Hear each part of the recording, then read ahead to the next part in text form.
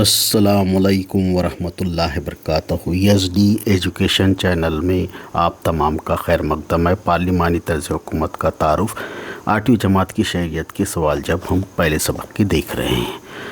یہاں پر دیا گیا ہے صحیح متبادل کا انتخاب کر کے بیانات کو دوبارہ لکھیے۔ دونوں بھی دیے گئے ہیں، برطانیہ اور صدر مملکت۔ یہاں جواب دیا گیا ہے۔ درج ذیل خاکہ مکمل کیجیے۔ مجلس کا نام اور کام بتائیے۔ قانون ساز مجلس، مجلس عاملہ اور عدلیہ۔ اس کے جوابات سامنے دیے گئے ہیں، غور سے ملاحظہ فرمائیں۔ قوانین بنانا، قوانین نافذ کرنا اور انصاف کرنا۔ تیسرا سوال، درج ذیل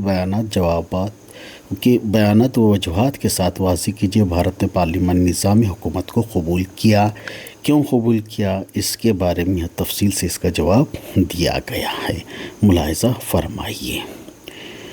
پارلیمانی طرز حکومت میں بحث اور تبادلہ خیال کو اہمیت حاصل ہے کیونکہ پارلیمانی طرز حکومت میں پارلیمنٹ میں بحث اور تبادلہ کرنے کے بعد ہی فیصلہ کیے جاتے ہیں۔ درج ذیل سوالوں کو 25 تا 30 الفاظ میں جواب لکھیے۔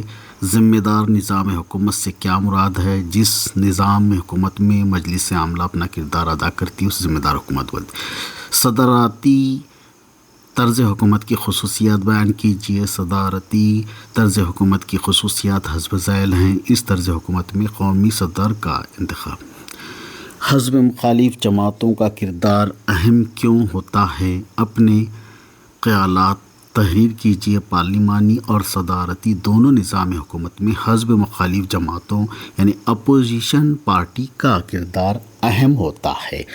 امید کرتے ہیں کہ آپ کو یہ ویڈیو بہت پسند آئی ہوگی۔ اگر پسند آئی تو اسے لائک کیجیے اور اسے شیئر کیجیے اور اسے کمنٹ کیجیے، سبسکرائب کیجیے کیونکہ ہر آنے والی ویڈیو آپ کو آسانی سے پہنچ سکے۔